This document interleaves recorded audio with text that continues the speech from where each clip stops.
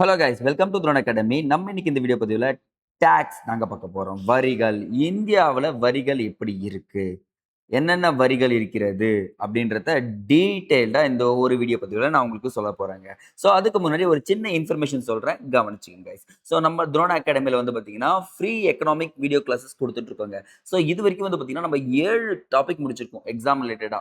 So இப்ப 8வதா நம்ம பார்க்க போற டாபிக் வந்து பார்த்தீங்கன்னா, டாக்ஸஸ். அந்த 7 டாபிக்கும் பார்க்காதவங்களுக்கு இந்த வீடியோவோட டிஸ்கிரிப்ஷனுக்கு கீழ அந்த லிங்க் தரேன், பிளேலிஸ்ட் தரேன். பார்க்காதவங்க பார்த்துட்டு வந்துட்டு டாக்ஸஸ் பார்த்துருங்க. அப்பதான் அந்த கன்டினியூவேஷன் உங்களுக்கு ஈஸியா இருக்கும் அப்படின்றத சொல்றேன். சரிங்களா? ஸோ இப்ப எங்கேருந்து எடுத்திருக்கோம் பார்த்தீங்கன்னா, 7த் புக்குங்க. 7த் சோசியல்ல இருந்தும், பிளஸ் 10த் புக்ல இருந்தும் என்ன இருக்கோம் எடுத்திருக்கோம். இந்த வரிகள்ன்றத பிளஸ் அது மட்டும் இல்லாம, அவுட் சோர்ஸ் நான் உங்களுக்கு குடுக்க போறேங்க. ஸோ அவுட் சோர்ஸும் இந்த வீடியோ பதிவுல இருக்கும். சார், டாக்ஸ்னா என்ன சார்? எளிமையா சொல்லிக் குடுங்க. அடிக்கடிக்கு வரி கட்டுறாங்க, இங்க வரி கட்டுறாங்க, அங்க வரி கட்டுறாங்கன்னு சொல்லிட்டு நெறைய கொஸ்டின்ஸ் உங்களுக்குள்ள இருக்கும். ஸோ அப்போ நீங்களும் ஃபியூச்சர்ல என்ன போறீங்கன்னா, ஒரு தேர்வு எழுதி நீங்களும் கவர்மெண்ட்டுக்கு டாக்ஸ் கட்ட போறீங்க. நீங்க வாங்கக்கூடிய பொருட்களுக்கு டாக்ஸ் கட்ட போறீங்க. ஸோ அதெல்லாம் எப்படி கட்டுறீங்க? என்னென்ன முறையில செயல்படுகிறது? அது மொத்த டீட்டெயிலும் இந்த ஒரே ஒரு வீடியோ பதிவுல நான் உங்களுக்கு சொல்லப் போறேன். சரிங்களா? அப்ப வீடியோ பதிவ முழுசா பாருங்க. நோட்டும் பேனாவும் எடுத்து வச்சுக்கங்க. நான் சொல்ற எக்ஸ்ட்ரா பாயிண்ட்ஸ கண்டிப்பா என்ன பண்ணி ஆகணும்? நீங்க எழுதி ஆகணும். அப்பதான் உங்களுக்கு என்ன ஆகும்? டாக்ஸ பத்தி ஈஸியா தெரிஞ்சுக்க முடியும் அப்படின்றத சொல்லிடலாங்க. பாத்துடலாமா? ஃபர்ஸ்ட் பாருங்க. முன்வேத காலத்துல வந்துடலாமே. இந்த முன்வேத காலத்தில் அரசர்களுக்கு மக்களால் கொடுக்கப்படும் பரிசு அல்லது கொடை, அப்பல்லாம் வரிலாம் கிடையவே கிடையாது. அதுக்கு பேர் என்ன சொல்றாங்கன்னா, பாலி அப்படின்னு சொல்லிட்டு அழைக்க ஆரம்பிச்சாங்களாம்ப்பா. பாலி தான் வந்து பார்த்தீங்கன்னா என்ன சொன்னாங்க? வரி அப்படின்னு சொன்னாங்க. ஆனா பின்வேத காலத்துல இது என்ன ஆகுதுன்னா, வரி என்று அழைக்கப்படுகிறது. அதுக்கப்புறம் தான் என்ன ஆச்சு?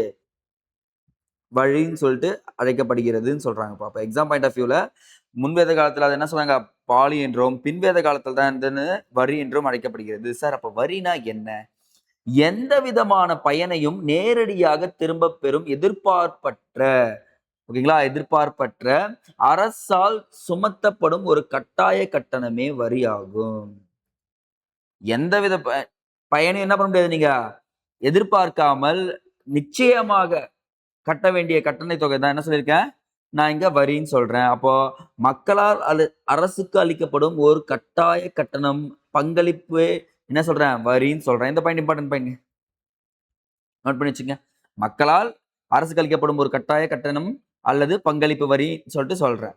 அப்போ ஒரு நபர் வரி கட்ட வேண்டிய நிலையில் இருப்பார் எனில், அவ்வரியை அவர் கட்ட வேண்டியது அவரது சட்ட கடமையாகும். ஸோ இப்ப அடிப்படை கடமைகள், அடிப்படை உரிமைகள்னு சொல்லிட்டு சொல்லுவாங்கல்ல. அப்ப வரி என்பது அவர் கட்ட வேண்டும் என்றால், அது எந்த கடமையில் சேரும்னா, சட்ட கடமையில் சேரும். சரிங்களா? அப்ப அரசனுடைய மிக முக்கிய வருவாய் எதுவா இருக்குன்னு பார்த்தீங்கன்னா, வரி தான் இருக்குங்க. ஸோ வரி இல்லன்னா என்ன பண்ண முடியாது? சில திட்டங்கள நம்ம என்ன பண்ண முடியாது? நிறைவேத்த முடியாதா பாருங்க, ஸ்கீம்ஸ். சார், நெறைய ஸ்கீம்ஸ் இருக்கு. அதுக்கு ஃபண்ட் எல்லாம் எங்கருந்து போகுதுன்னா, வரியில தான் போகுது. நெறைய நல்ல திட்டங்கள் கல்விக்கா இருக்கட்டும், கட்டமைப்பா இருக்கட்டும், சரி இன்ஃப்ராஸ்ட்ரக்சர் டெவலப் பண்றதா இருக்கட்டும், எல்லாத்துக்குமே என்ன தேவை? டாக்ஸ் வேணும். எல்லாமே வரி பணத்துல இருந்து தான் எடுக்கப்படுகிறது, கொடுக்கப்படுகிறது அப்படின்றத தெரிஞ்சுக்கங்க. அதுதாங்க வரியோடைய டெஃபினிஷன்ங்க. நெக்ஸ்ட் இந்த பிக்சர் பாருங்க. Taxation law in India. அது என்ன சார்? இந்தியாவின் வரி விதிப்பு முறை எப்படி இருக்குன்னு பார்த்தீங்கன்னா, இப்போ ஓரளவுக்கு பழமையான முறையிலிருந்து மாறிட்டோம் அப்படின்னே சொல்லலாங்க. என்ன சார் சொல்றீங்க? பாருங்களேன். இந்திய வரி விதிப்பு முறை உலகிலே மிக பழமையான வரி விதிப்பு முறையாகும். ஆமாங்க. ரொம்ப பழசா தான் இருக்கு. இப்போ வரைக்கும் ஃபாலோ பண்ணிட்டு இருக்கோம். ஸோ நம்ம வரிகள் வந்து பார்த்தீங்கன்னா, வரி நிர்வாகம் செய்யறதுக்கு 3 அமைப்புகள் இருக்கு. ஃபர்ஸ்ட் மத்திய அரசு, அடுத்தது மாநில அரசு, கடைசியா வந்து பார்த்தீங்கன்னா உள்ளாட்சி அரசாங்கம். இவங்க 3 பேரும் தான் வந்து பார்த்தீங்கன்னா, இந்த வரிகளை செய்து பங்கெடுத்துப்பாங்க. பகிர்ந்து கொள்வார்கள். அப்ப வரி நிர்வாகம் என்பது மத்திய, மாநில, உள்ளாட்சி அமைப்புகளால் பகிர்ந்து கொள்ளப்படும் ஒரு விஷயம்னு சொல்லிட்டு சொல்லியிருக்காங்கப்பா. அதே மாதிரி அரசியலமைப்பு சட்டப்பிரிவு 246 நோட் பண்ணிக்க. 7வது அட்டவணையில் மத்திய, மாநில அரசுகளுக்கு இடையேயான சட்டமுறை வரி மத்திய மாநில அரசுகளுக்கு இடையான சட்டமுறை வரி அதிகாரம் குறித்து தெளிவாக வரையறுக்கப்பட்டுள்ளது. அப்போ சென்ட்ரல் பிளஸ் ஸ்டேட்டுக்கு இருக்க தெளிவான வரிய எந்த ஆர்டிகல் சொல்லுதுன்னா 246 எந்த அட்டவணை? 7வது அட்டவணை அப்படின்னு சொல்லிட்டு தெரிஞ்சுக்கலாங்க.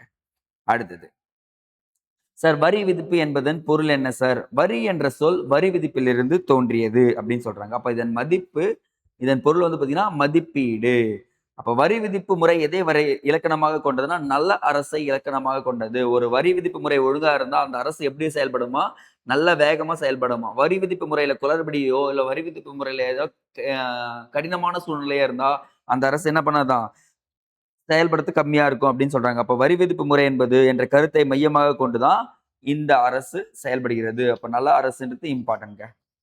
சார் அப்போ வரி பண்டைய சுமேரியாவில் வழக்கத்தில் இருந்தது. இப்ப வந்து பார்த்தீங்கன்னா, இந்தியால வரின்றது கிடையாது. பாலின்றது ஞாபகம் இருந்துச்சுங்களா? அப்ப சுமேரியா நாட்டுல இருந்து தான் வந்துச்சுங்க. சுமேரியா நாட்டு மக்கள் ஒரு ஒழுங்கா அமைக்கப்பட்ட முதல் சமூகம் அப்படின்னு சொல்லிட்டு சொல்றாங்க. ஓகேங்களா? அப்ப ஃபர்ஸ்ட் வரின்றது சுமேரியாவில் தான் தோன்றுச்சுன்னு சொல்லிட்டு ஒரு கூற்றுகளும் இருக்கிறது. ஓகேங்களா? ஆனா தமிழ்நாட்டுல சில இடங்கள்ல கல்வெட்டுகள்ல வரி விதிப்பு பத்தி சொல்லியிருக்காங்கப்பா. முக்கியமா தமிழ்நாட்டுல உத்திரமேலூர் கல்வெட்டு கேள்விப்பட்டிருப்பீங்களா? குடவோலை முறைய பத்தி சொல்லியிருப்பாங்க. உத்திரமேரூர் கல்வெட்டு. இந்த கல்வெட்டுல வரி விதிப்பு பற்றியும் கூறப்பட்டுள்ளது. கொஸ்டின் கேட்பாங்கப்பா. உத்திரமேலூர் கல்வெட்டில் வரி விதிப்பு பற்றி கூறப்பட்டுள்ளதுன்னா, கண்டிப்பா கூறப்பட்டுள்ளது. இதையும் நீங்க என்ன பண்ணி ஆகணும்? பார்த்து வச்சுக்கணுங்க. தட்ஸ் எனஃப்ங்க. ஸோ இதுதாங்க ஒரு சோர்ஸ். வரின்னு கேட்டாலே உங்களுக்கு என்ன பண்ணி ஆகணும்னா, வரினா என்ன? எங்கெல்லாம் இருக்கு? எப்படி படிக்கணும்? அப்படின்றத சொல்லியாச்சு. இந்தியாவுடைய வரி முறை எப்படிலாம் இருக்கு? 3 நிர்வாகம் செய்றாங்க. மத்திய, மாநில உள்ளாட்சிகளுக்கு பகிர்ந்தளிக்கப்படுகிறது. வரி வந்து பார்த்தீங்கன்னா, அப்போ வரி வந்து சட்டப்பிரிவு இருக்குன்னு கேட்டா 246க்கு அட்டவணை கேட்டா 7வது அட்டவணை எங்கெல்லாம் வந்துச்சுன்னு சொல்லிட்டு சொல்லியாச்சுங்க. இதுதான் பேசிக்கா தெரிஞ்சுக்கணும். நெக்ஸ்ட். ஒரு அரசிற்கு வருவாய் எப்படி செல்கிறது? சோர்ஸ் ஆஃப் பப்ளிக் ரெவென்யூன்னு குடுத்திருக்கேன் பாருங்க. வருவாய் வரவுகள் அப்படின்னு சொல்லுவாங்கப்பா. வருவாய் வரவு. அப்ப பாருங்களேன். வரி வருவாய், வரியற்ற வருவாய். அப்ப என்னன்னு அர்த்தம்னா, வரி வரும். இங்க வரி அற்ற. ஈஸியா முடிஞ்சுச்சா பாருங்க. சோ அப்ப வரி வருவாய்ல என்ன சொல்லுவாங்க? நேர்முக வரி பிளஸ் மறைமுக வரி. இது எல்லாமே வரி வருவாயா? இந்த இடத்துல பாருங்க கட்டணம். சார் நான் எக்ஸாம் ஃபீஸ் கட்டுறேன். அதெல்லாமே கட்டணமா போய் யாருக்கு சேரும்? கவர்மெண்ட்க்கு சேரும். தண்டனை தொகை. சார் நான் ஹெல்மெட் போடாம போயிட்டேன். இப்ப என்ன ஃபைன் போட்டாங்க. அந்த காசு யாருக்கு சார் போகும்? அப்படின்னு பார்த்தீங்கன்னா, யாருக்கு போகும்? கவர்மெண்ட் தான் போகும். ஆனா என்ன பேர்ல போகும்? நான் டாக்ஸ் ரெவென்யூ அப்படின்றதுல போகும். சோ அப்ப என்ன சொல்றாங்கன்னா, டாக்ஸ் ரெவென்யூ அண்ட் நான் டாக்ஸ் ரெவென்யூன்னு சொல்லிட்டு 2 விதமா இருக்கு. இப்போ இத பத்தி தான் பார்க்க போறோம். சரிங்களா? சோ ஃபர்ஸ்ட் நம்ம பார்க்க போறது வரி வருவாய் பார்த்துடலாம். அதுக்கப்புறம் வரியற்ற வருவாய்கள பத்தி நம்ம டீட்டெயிலா சொல்றேங்க. ஃபர்ஸ்ட் வரி வருவாய் பார்த்துடலாமா? வரி விதிப்பு என்பது வருமானம், முதலீட்டால் பெறும் ஆதாயம், சொத்து போன்ற அனைத்து வகைகளுக்கும் விதிக்கப்படும் வரியை குறிக்கும். சாதாரண ஒரு மனுஷன் மேல என்ன பண்ண முடியாது? வரி விதிக்க முடியாது. ஆனா இது எல்லாமே இருந்தா என்ன பண்ணலாம்? அவங்க மேல வரியை விதிக்கலாம் அப்படின்னு சொல்லிட்டு சொல்லியிருக்காங்க. நெக்ஸ்ட். வரி விதிப்பு என்பது பெயராகவோ, செயலாகவோ இருக்கலாம். ஆயினும் அது செயல்பாட்டையே குறிக்கிறது. வரி விதிப்பு என்பது பெயராகவும் இருக்கலாம், செயல்பா இருக்கலாம். ஆனா செயல் தான் குறிக்கும். அச்செயலால் விளையும் வருவாயே வரிகள் என்று அழைக்கப்படுகிறது. அரசால் சட்டப்படி வரி செலுத்துவோர் மீது விதிக்கப்படுகிறது. என்ன பண்ணோம்? நீங்க இவ்வளோ கணக்கு இவ்வளோ இருக்கு சார். என்கிட்ட இவ்வளோ வந்து பார்த்தீங்கன்னா, வருவாய் வந்திருக்குன்னு சொன்னீங்கன்னா, அப்ப என்ன பண்ணுவாங்க? அதுக்கேத்த மாரி உங்களுக்கு வரிய விதிக்கிறார்கள். ஓகேங்களா? அதுதான் வரி விதிப்பு. அப்ப சாதாரண ஒரு ஏழை மேல வரி விதிப்பாங்களா? இருக்கு. அது மறைமுக வரியில வரும். ஆனா நேரடி வரி வருவாய்கள்ல உங்ககிட்ட வருமானமும், முதலீடும், ஆதாயம் பெறும் சொத்துக்களும் இருந்தா தான் வரி விதிப்பாங்க அப்படின்னு சொல்லியிருக்காங்கப்பா. சரிங்க சார். வரைவிலக்கணம் குடுத்துருக்காங்களா? கண்டிப்பா சொல்லியிருக்காங்க பாருங்க. இந்த இடத்துல இந்த வார்த்தைகள் கவனிக்கணும். யார் சொன்னாங்கன்றத நான் எழுதுறேன். சூரியன் தான் பூமியிடமிருந்து உறிஞ்சிய ஈரப்பதத்தை பன்மடங்கு திருப்பித் தருகிறது. மழை. இந்த இடத்துல யார் சொல்றாங்க? மழைய சொல்றாங்களா? அதுபோல் மன்னன் தன் குடிமக்களிடம் வரி வசூலித்து அவர்களின் நலத்திற்காகவே மீண்டும் செலவு செய்கிறான். இந்த வார்த்தை எவ்ளோ சூப்பரா இருக்கு பாருங்களேன் காய்ஸ். இத சொன்னவர் யாருன்னா காளிதாசர். யாருங்க? காளிதாஸ். அவர் தான் வந்து பார்த்தீங்கன்னா, இந்த கூற்றை கூறியிருக்கிறார்.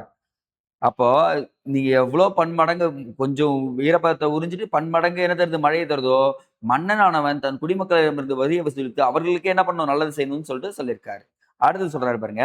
வரி என்பது ஒரு குடிமகன் அரசுக்கு கட்டாயம் செலுத்தும் செலுத்துத் தொகையாகும். இத சொன்னவர் யாருன்னா, செலிக்மேன். நோட் பண்ணிக்கங்க. இந்த கூற்றை கூறியவர் செலிக்மேன். அடுத்ததுங்க. 3வது. இந்த இடத்துல சொல்றது வந்து யாருன்னு சொல்றேன். நேர்முக வரி என்பது யார் மீது விதிக்கப்பட்டதோ, அவரே அவ்வரியை செலுத்துவதாகும். ஆனால் மறைமுக வரி என்பது ஒருவர் மீது விதிக்கப்பட்டு மற்றொரு பகுதியாகவோ அல்லது முழுமையாகவோ வரி செலுத்துவதாகும். இந்த கூற்றை கூறியவர் யாருன்னா, டால்டன். இந்த கூற்றை கூறியவர் டால்டன். எக்ஸாம்ல கேட்பாங்கப்பா. இந்த 3 பேரையும் எழுதி வச்சுக்கங்கப்பா. காளிதாஸ் ஈஸியா முடிச்சிருவீங்க. ஆனா வரி என்பது அரசுக்கு கட்டாயம் செலுத்த வேண்டும் என்று கூறியவர் யாரு? செலிக்மேன். அதுவே நேர்முக வரி என்பது யார் மீது விதிக்கப்படுகிறதோ அவரே அவ்வரியை செலுத்தணும். மறைமுக வரி என்பது ஒருவர் மீது விதிக்கப்பட்டாலும் மற்றொருவர் பகுதியாகவோ அல்லது முழுமையாகவோ என்ன பண்ணுவாங்க? அத கட்டிடுவாங்க. அந்த கூற்றை கூறியவர் யாருன்னா டால்டன் அப்படின்னு சொல்லிட்டு சொல்றாங்கப்பா. அடுத்தது வரியோடைய அம்சங்கள். வரியானது சட்டத்தை மீறியதற்காக சுமத்தப்படும் தண்டனை தொகை போன்று விதிக்கப்படுவதில்லை. உங்களுக்கு என்ன பண்ணாங்கன்னா ஜெயில்லாம் போட மாட்டாங்கப்பா. ஆனா தண்டனைக்குரிய சட்டம் அப்படின்னு சொல்லிட்டு சொல்றாங்க. ஒவ்வொரு வரியும் வரி செலுத்துவோரின் தியாகத்தை உள்ளடக்கியது. நீ வரி செலுத்தினா நீ ஒரு தியாகி அப்படின்னு சொல்லிட்டு சொல்லியிருக்காங்கப்பா. வரி என்பது அரசுக்கு கட்டாயம் செலுத்தக்கூடிய ஒன்றாகும். மக்களுக்கு சுமத்தப்படுகின்ற வரியை கட்டாயம் செலுத்த மறுப்பது தண்டிக்கப்படக்கூடிய குற்றமாகவே கருதப்படுகிறது அப்படின்னு சொல்றாங்க. தண்டனைனா அரெஸ்ட் பண்ணிலாம் போட மாட்டாங்க. பட் ஆனா தண்டனைக்குரிய குற்றம் அப்படின்னு சொல்லிட்டு சொல்லியிருக்காங்கப்பா. சோ இவர் யார் இருந்ததா பாருங்க. பொருளியலின் அறிஞர், முதலாளித்துவ பொருளாதாரத்தின் அறிஞர், வேலை பகுப்பு முறையின் தந்தை அப்படின்லாம் சொல்லக்கூடியவர் தான் யாரு? Adam Smith. இந்த ஆடம் ஸ்மித் என்ன பண்ணிருக்காருன்னா, வரிகளை பத்தி வரைவிலக்கணம் கொடுத்திருக்காருங்க. அந்த வரைவிலக்கணம் பாருங்க.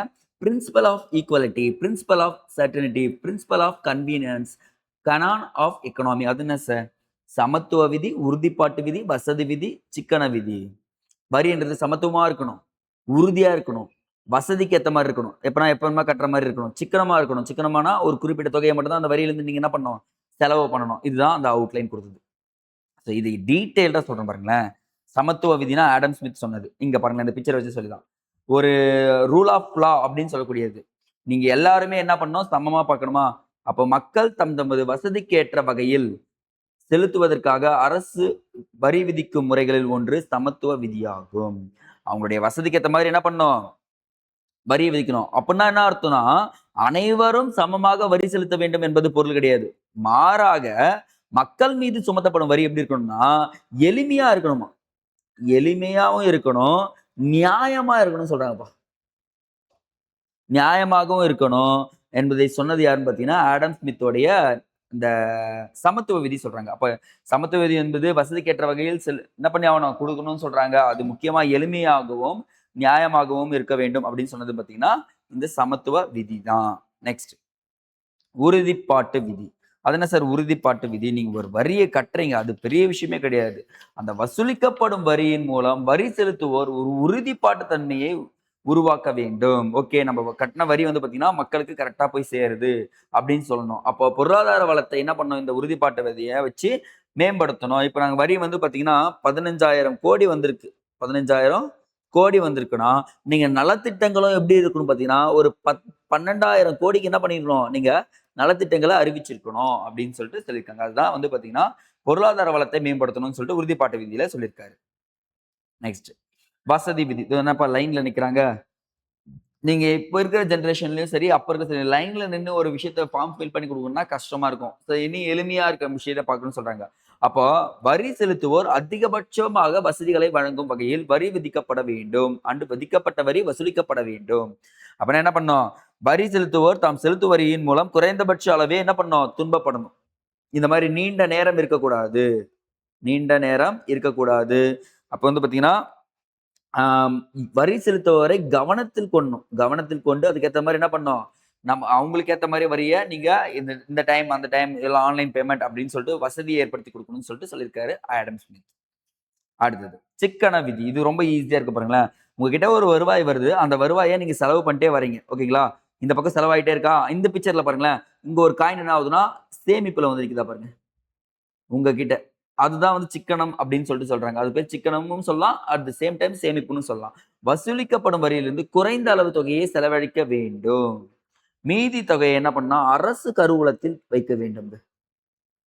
அரசு கருவூலத்தில் வைக்க வேண்டும். இப்ப எக்ஸாம் பாயிண்ட் ஆஃப் வியூல அரசு கருவூலம்ன்றது ரொம்ப ரொம்ப இம்பார்ட்டன்ட். இது நோட் பண்ணி வைங்க. சரிங்களா? அப்ப சிக்கன விதியும் வந்து பார்த்தீங்கன்னா, உங்களுக்கு ஈஸியா முடிஞ்சிருது. ம். அப்போ மொத்தமா அவர் சொன்ன 4 விதிகளையும் நான் உங்களுக்கு ஷார்ட் பண்ணி சொன்னேனா பாருங்க. சார் நம்ம உட்கார்ந்து டைம் எல்லாம் கிடையாது. இது டைரக்ட்டா கேட்டிருக்காங்கப்பா. எப்படி கேட்டிருக்காங்கன்னா, ஆடம் ஸ்மித்தின் 4 விதிகளில் மாறுபட்டதை தேர்ந்தெடு.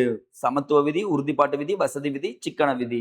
இந்த 4 விதிகளையும் என்ன பண்ணிக்கணும், டீட்டெயிலா நான் உங்களுக்கு சொல்லியிருக்கேன். எது உறுதிப்பாட்டு, எது சிக்கனம், எது வசதி அப்படின்னு சொல்லிட்டு இத மட்டும் நீங்க பார்த்துக்கங்க போதும். நெக்ஸ்ட்ங்க. வரி விதிப்பின் வகைகள். இந்த கான்செப்ட நீங்க எளிமையா தெரிஞ்சுக்கலாங்க. ஏன்னா இந்த கான்செப்ட் தெரியாம தயவு செஞ்சு போயிடக்கூடாது. நான் ஷார்ட் அண்ட் ஸ்வீட்டா உங்களுக்கு சொல்லிக்கிறேன் பாருங்க. Proportional tax, progressive tax, regressive tax அப்படின்னு சொல்லக்கூடியது. விகிதாச்சார வரி, வளர்வீத வரி, தேய்வீத வரி அப்படின்னு சொல்லிட்டு சொல்லக்கூடியதுங்க. ஸோ நீங்க இந்த படத்தை பார்த்துக்கங்க. விகிதாச்சார வரினா என்ன? நம்ம எல்லாமே என்ன சொல்லிட்டு இருக்கோம்? படத்தை வச்சு முடிச்சுக்கலாம். சார் என்னங்க சார் மாங்கு மாங்குன்னு படிச்சோம் சார். வேணாம். அதெல்லாம் அப்போ. சரிங்களா? இப்பல்லாம் ஜஸ்ட் நம்ம என்ன சொல்லியிருக்கோம்? ஷார்ட் அண்ட் ஸ்வீட்டா சொல்லி கொடுத்துருவோம் பாருங்க. வருமான அளவை பொருட்படுத்தாமல் ஒரே மாதிரியாக வரி விதிப்பதுங்க. அவ்வளவுதாங்க. அதுதான் விகிதாச்சார வரி. என்னங்க சார் முடிச்சிட்டீங்க. நீ ரூ. 1000 சம்பாரிச்சாலும் உன்னுடைய வரி எவ்வளவு? ரூ. 50. ரூ. 10,000 சம்பாரிச்சாலும் வரி ரூ. 50. ரூ. 1,00,000 சம்பாரிச்சாலும் உன்னுடைய வரி ரூ. 50. அப்ப வருமான அளவை பொருட்படுத்தாமல் ஒரே மாதிரியாக வரியை விதிக்கப்பட்டால் அது என்னாச்சார வரி? விகிதாச்சார வரி, ப்ரொபோர்ஷனல் டாக்ஸ் அப்படின்னு சொல்லுவாங்கப்பா. அதுதாங்க இங்க நான் டீட்டெயிலா கொடுத்துருப்பேன். புக்ல போய் பார்த்தீங்கன்னா வளன்னு இருக்கும். அதெல்லாம் வேண்டாம். இது அப்படியே தெரிஞ்சுக்க. விகிதாச்சாரம்னா வருமான அளவை பொருட்படுத்த மாட்டேன். என்ன பண்றேன்? ஒரே மாதிரி டாக்ஸ் போட்டு போயிட்டே இருப்பேன் அப்படின்னு சொல்லக்கூடியது. நெக்ஸ்ட்டுங்க. வளர்வீத வரி. ஸோ இந்த வளர்வீத வரி, வளர் அப்படின்ற ஒரு வார்த்தை இருக்கா பாருங்க. இந்த டேர்ம் எடுத்துக்கங்கப்பா. வளர். ஸோ வளர்னா ஒருத்தன் வளர்ந்துட்டே இருக்கான்ப்பா. வருமானம் என்னாவது வந்து வளர்ந்துட்டே இருக்கு. வருமானம் அதிகரிக்கும் போது அதற்கேற்ற போல் வரியும் அதிகரிச்சா, அதுக்கேற்ற போல் வரியும் அதிகரித்தால் அது என்ன வரி? வளர்வீத வரியா பாருங்க. முடிஞ்சு போச்சு. அப்ப என்ன சொல்றேன்னா, வருமானம் அதிகரிக்கும் போது வரியும் அதிகரித்தால் அது வளர்வீத வரி அப்படின்றாங்க. அப்ப என்ன சார் சொல்ல வரீங்கன்னா, இங்க பாருங்களேன். ரூ. 1000 சம்பாதிக்கும் போது நீ என்ன பண்ற? ரூ. 100 டாக்ஸ் கட்டுறீங்க. அதே ரூ. 10,000 சம்பாதிக்கும் போது நீங்க ரூ. 1000 டாக்ஸ் கட்டணுமா பாருங்க. ஏன்னா இந்த இடத்துல வருமானம் ரூ. 1000 டாக்ஸ் வந்து எவ்வளவு? ரூ. 100. ஆனா இந்த இடத்துல ரூ. 10,000. இப்ப டாக்ஸ் எவ்வளவு ஆயிடுச்சு? ரூ. 1000 ஆயிடுச்சு.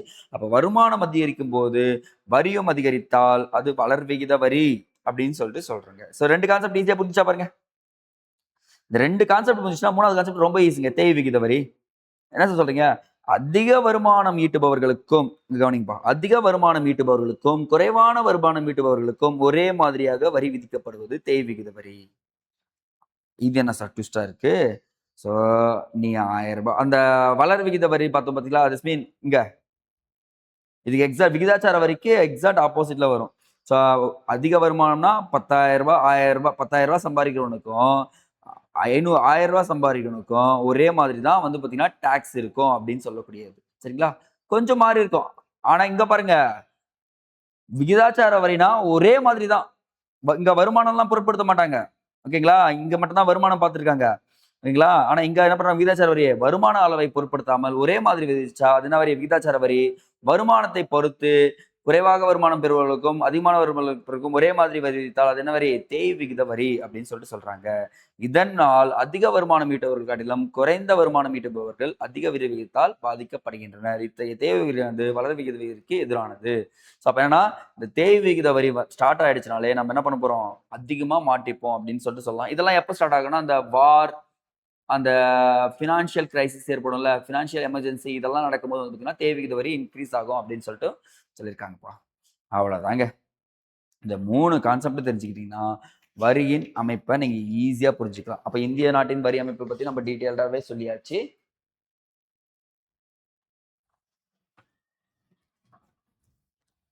அடுத்ததா வந்து பார்த்தீங்கன்னா, வரியின் அமைப்பு.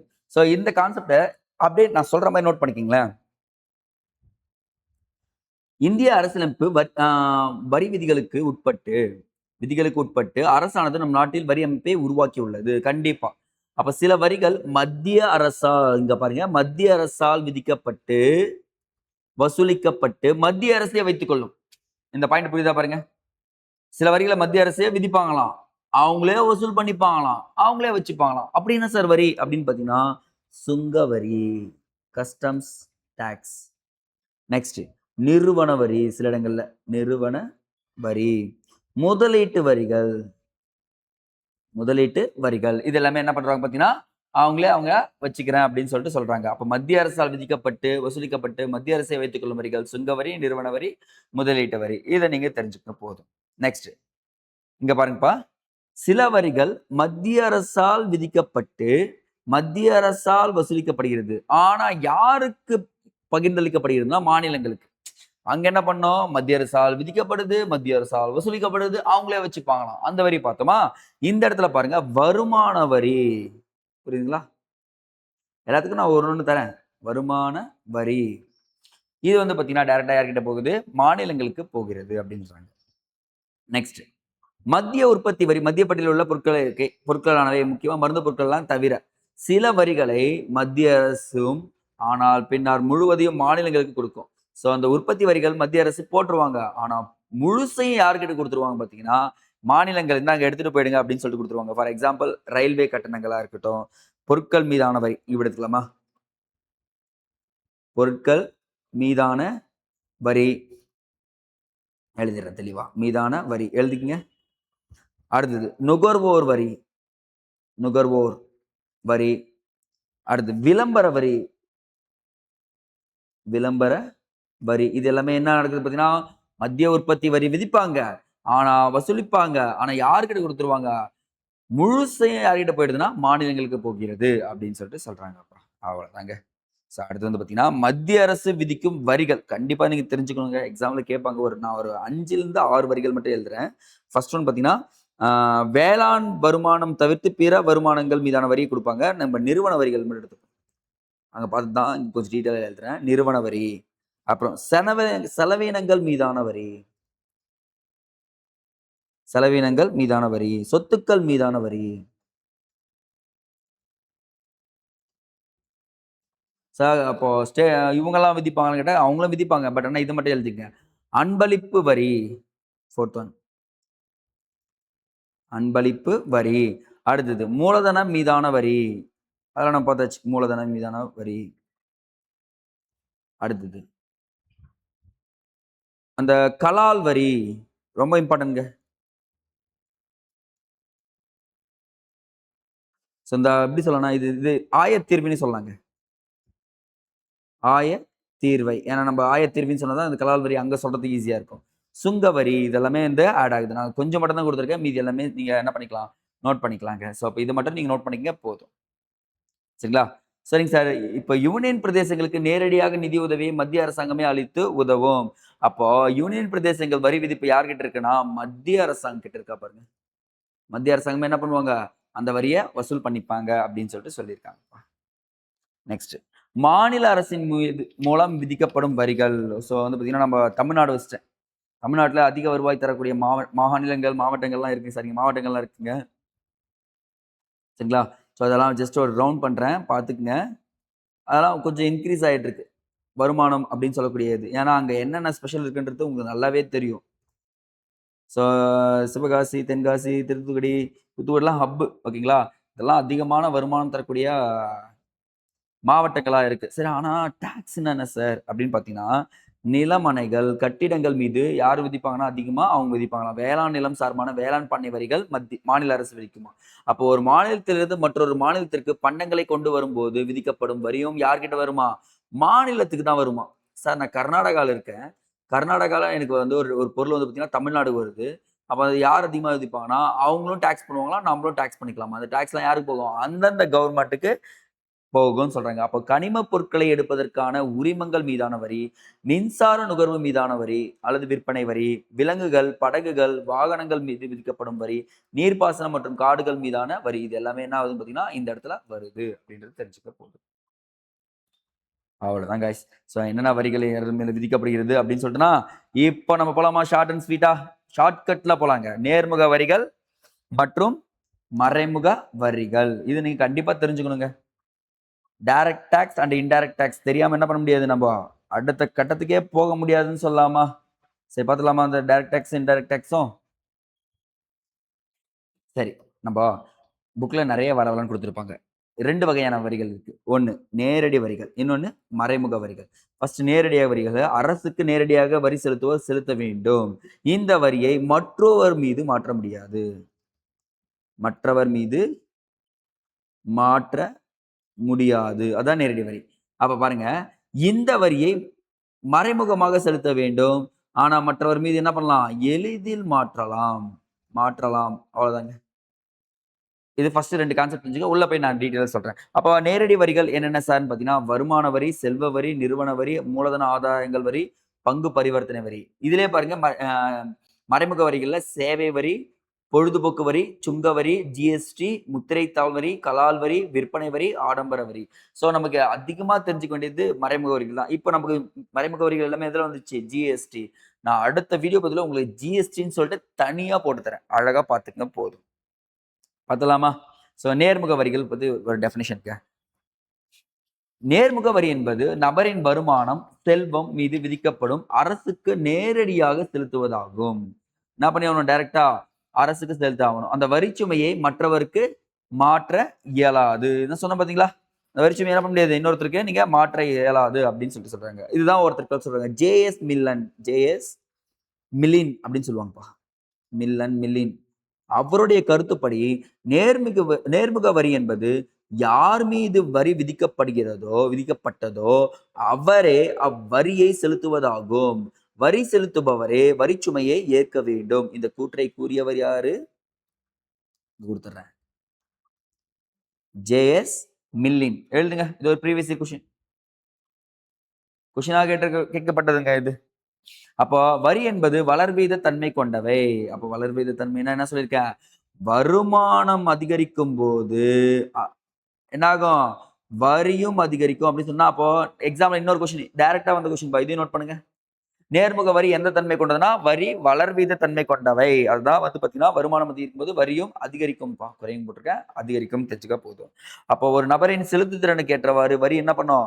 விதிக்கப்படும். அதாவது பணக்காரர்களிடம் அதிகமான வரியும், ஏழை மக்களிடமிருந்து குறைவான வரியும் வசூலிக்கப்படுகிறது. இது ஒரு நல்ல வரின்னு சொல்லிட்டு சொல்லலாமா? இந்த நேர்முக வரிய. இதுதான் இங்க டீட்டெயில்டா சொல்லியிருக்காங்க. நெக்ஸ்ட்ங்க. சில வரி வருவாய் மூலங்கள். வருமான வரி, நிறுவன வரி, விற்பனை வரி, கூடுதல் கட்டணம், செஸ். அடுத்து வந்து பார்த்தீங்கன்னா, வரிக்கு வரி. கடைசியா வரிசாரா வருவாயை பத்தி நம்ம பார்க்க போறோம். ஸோ நம்ம ஃபர்ஸ்ட் இது ஃபுல்லா டீட்டெயிலா பார்த்துடலாமா? ஃபர்ஸ்ட் வருமான வரி, income tax. Sir income tax யார் சார் கட்டுவாங்க பார்த்தீங்கன்னா, இது ஒரு ஸ்டோரி இருக்குங்க. இன்கம் டாக்ஸ்க்கான ஸ்டோரி கேட்டுக்கிறீங்களா?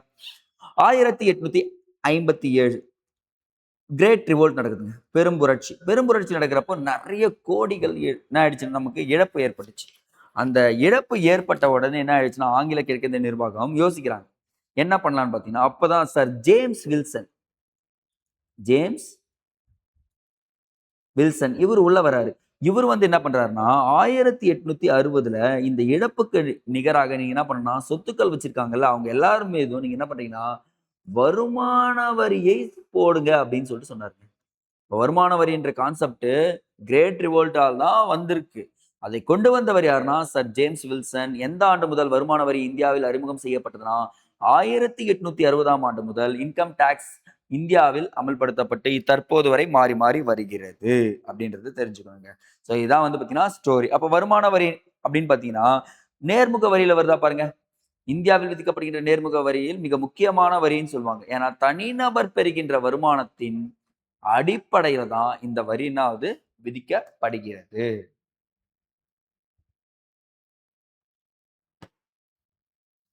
அப்போ இவ்வரியை வசூலிக்கப்படும் போது வரி விகிதம் வருமான அளவை பொறுத்து மாறுபடக்கூடியதா பாருங்க. ஆமா மாறுபடும். சார் இப்ப நான் ரூ. 10,000 சம்பாதிக்கிறேன். நான் வந்து ரூ. 500 தான் டாக்ஸ் கட்டுவேன். அதே வந்து பார்த்தீங்கன்னா, 1,00,000 சம்பாதிக்கிறாங்க. அவங்க வந்து எவ்வளோ கட்டணும்? ஒரு ரூ. 5,000 டாக்ஸ் கட்டிக்கிட்டோம். ஏன்னா இந்த 10,000 தான் இவங்க இவ்வளோ இருக்காங்க அப்படின்னு சொல்லிட்டு சொல்லலாம். அப்ப நேர்முக வரி என்பது மாறக்கூடியது அப்படின்றது தெரிஞ்சுக்க போதும். நெக்ஸ்ட்ங்க. Corporate tax. இந்த கார்ப்பரேட் டாக்ஸோட ஹிஸ்டரி கத்துக்கலாமா? இந்த கார்ப்பரேட் டாக்ஸ் ஆல்மோஸ்ட்ங்க. நீ நிறுவனம் நிறுவுறீங்க.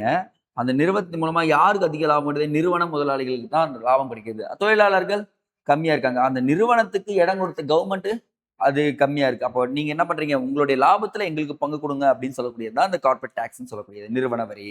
அப்ப பாருங்க, நிறுவனங்கள், அலுவலகங்கள் ஆகியவை ஈட்டும் லாபத்தில் விதிக்கப்படும் வரியே பாருங்க அதன் மீது விதிக்கப்படும் வரி கிடையாது. எதன் மீது விதிக்கப்படும் வரி? லாபத்தின் மீது விதிக்கப்படும் வரி தான் வந்து பார்த்தீங்கன்னா, நிறுவன வரி அப்படின்றாங்க. ஸோ இந்த வரி வந்து பார்த்தீங்கன்னா, காப்புரிமை, பேட்டன்ட் ரைட் இருக்குல்ல, காப்புரிமை, அடுத்தது வட்டி, மூலதன சொத்துக்கள், விற்பனை மூலம் பெறக்கூடிய லாபம், தொழில்நுட்ப பணிகளின் பங்கீடு, இது எல்லாத்தின் மீதும் விதிக்கப்பட்டு வாங்கக்கூடியது. இந்தியாவுல ரெண்டாவது முக்கியமான நேரடி வரி வந்து பார்த்தீங்கன்னா, நிறுவன வரி அப்படின்றது தெரிஞ்சுக்கணும். நெக்ஸ்ட்டுங்க. சொத்து வரி. எல்லாருக்குமே ஒரு ஆசை இருக்கு. என்னது? சொத்து வாங்கணும் அப்படின்ற ஒரு ஆசை என்னது? எல்லாருக்குமே இருக்கு. அப்போ சொத்துக்கள் மீது வரி விதிக்கப்படும் தான் விதிக்கப்படும். ஆமா பாருங்களேன். ஒருவர் வைத்துள்ள சொத்துக்களின் மதிப்புகளுக்கு ஏற்ப என்ன பண்ணுவாங்க? வரி வந்து பார்த்தீங்கன்னா, சொத்து வரி விதிப்பாங்க. சொத்து வரி வருஷம் வருஷம் மாறுபடுமான்னு கேட்டா, மாறுபடுமா? மாறுபடாதா? கண்டிப்பா மாறுபடும். 2025ல நீங்க சொத்து வரி ரூ. 500 கட்டியிருந்தீங்கன்னா, 2026 அந்த சொத்தோட மதிப்பு இன்கிரீஸ் ஆயிருக்கும். அப்ப எவ்வளோ கட்டிருப்பீங்க? ரூ. 1000 கட்டிருப்பீங்க. 2050ல உங்களுடைய சொத்து வரி பார்த்தீங்கன்னா, கிட்டத்தட்ட 10K வந்து நிக்கும். வரி மட்டுமே. அப்போ அதனுடைய மதிப்பு என்ன ஆயிருக்கும்? இன்கிரீஸ் ஆயிருக்கும். மதிப்பு அதிகமாகும்போது, சொத்தோட மதிப்பு உங்களுடைய வரியும் என்ன ஆகும்? இன்கிரீஸ் ஆகும். இதுவும் சொத்து வரி வந்து பார்த்தீங்கன்னா, டைரக்ட்டா வந்து கட்ட வேண்டிய வரி அப்படின்றது சொல்றாங்கப்பா. நெக்ஸ்ட். அன்பளிப்பு வரி. அது என்ன சார் அன்பளிப்பு வரி? A gift tax and competition tax. நீங்க பிக் பாஸ்லாம் பார்த்திருப்பீங்க. 50,00,000 வந்து பார்த்தீங்கன்னா, பிக் பாஸ்ல வின் பண்றாங்கன்னு வச்சுக்கோங்களேன். அது என்ன சொல்வாங்க? அன்பளிப்பு வரி தான் வந்து சொல்வாங்க. ஸோ வந்து பார்த்தீங்கன்னா, கிஃப்ட்டா நீங்க வின் பண்ணது பிரைஸ்க்குன்னு சொல்லிட்டு. அப்ப அதுக்கும் டாக்ஸ் இருக்கு. ஒருவர் வெகுமதியாகவோ அல்லது அன்பளிப்பாகவோ பெறும் பொருட்களின் மதிப்புக்கேற்ப விதிக்கப்படும் வரியே அன்பளிப்பு வரி அப்படின்னு சொல்றாங்க. ஸோ அப்போ பார்த்தீங்கன்னா இப்ப 50,00,000 உங்களுக்கு இதுன்னா, கிட்டத்தட்ட 3,00,000 என்ன ஆயிடும்? டாக்ஸா போயிடும். அவங்க கைக்கு எவ்வளோ தான் போகும்? 47,00,000 தான் டாக்ஸா போகும். சார் அப்போ 20,00,000னா எவ்வளோ சார் போகும் பார்த்தீங்கன்னா, அதுலயும் வந்து பார்த்தீங்கன்னா, 2,00,000 வந்து பார்த்தீங்கன்னா, டாக்ஸா போயிடும். அப்ப டாக்ஸ் வந்து பார்த்தீங்கன்னா, அன்பளிப்பு வரியிலும் ஒரு முக்கிய பங்கை ஆற்றுகிறது. அப்படின்னு சொல்லிட்டு சொல்லியிருக்காங்கப்பா. நெக்ஸ்ட்டுங்க. செஸ். ஒரு கூடுதல் வரி. இது வந்து பார்த்தீங்கன்னா, பேரிடர் காலங்கள்ல அளிக்கப்படக்கூடிய ஒரு வரின்னே சொல்லலாங்க. செஸ் என்பது அரசாங்கம் ஒரு குறிப்பிட்ட நோக்கத்திற்காக வசூலிக்கும் ஒரு கூடுதல் வரிங்க. என்ன சார் சொல்றீங்க? குறிப்பிட்ட நோக்கமா? இப்ப திடீர்னு வந்து பார்த்தீங்கன்னு வச்சுக்கோங்களேன், ஏதாச்சும் ஒரு இன்ஃப்ராஸ்ட்ரக்சர டெவலப் பண்ணோம். தமிழ்நாட்டுல வெள்ளம் ஏற்பட்டுச்சு. அப்ப டாக்ஸ் இன்கிரீஸ் பண்ணோம். ஏதாச்சும் பேரிடர் காலங்கள்லயோ, வார் காலங்கள்லயோ வரிய இன்கிரீஸ் பண்ணுவாங்கப்பா. ஸோ இப்ப வந்து பார்த்தீங்கன்னா, அடிப்படை வரி இன்கம் டாக்ஸ், ஜிஎஸ்டி போன்றவை மீது கூடுதல் வரி விதிக்கப்படுகிறது. அப்படின்னு சொல்லிட்டு சொல்லுவாங்க. எதுக்காகன்னா, பொது செலவுக்காக. ஃபார் எக்ஸாம்பிள் சொல்லியிருக்கேன் பாருங்க. கல்வி, சுகாதாரம், சாலை மேம்பாடு இதுக்கெல்லாம் செஸ் போடுவாங்கப்பா. உதாரணமா செஸ் எப்படி செயல்படுதுன்னு பார்த்துடலாமா? ஒருவரின் வருமானம் எடுத்துக்கங்கப்பா. வருமானம் ரூ. 10,000 வச்சுக்கோங்க. ஒருத்தர் எவ்வளோ சம்பாதிச்சாரு? ரூ. 10,000. அவருக்கு ஹெல்த்துக்கு அண்ட் எஜுகேஷன் செஸ் வந்து பார்த்தீங்கன்னா, 4% போட்டாங்கப்பா. கூடுதல் வரி போட்டாங்க. அப்போ செஸ் உடைய விலை எவ்வளவு? ரூ. 400 4%ல ரூ. 400 கட்டணும். ஓகேங்களா? அப்போ நீங்க 400னா ரூ. 10,000லேருந்து ரூ. 400 கிடையாது. உன்னுடைய மொத்தமா எவ்வளோ வருமானம் நிக்குது செஸ்ஸோட சேர்த்து? மொத்த வரி வந்து பார்த்தீங்கன்னா, ரூ. 10,400 உன்னுடைய வருமானத்தோட சேர்த்து அப்படின்றாங்க. கூடுதலா நீங்க என்ன பண்ணணும்? கட்டணும் அப்படின்றாங்க. அப்போ ஒருத்தருடைய வருமான வரின்னு எடுத்துக்கோங்கப்பா. இங்க பாருப்பா. இப்படி வச்சுக்கலாம். சாரி. வருமான வரி என்பது ரூ. 10,000.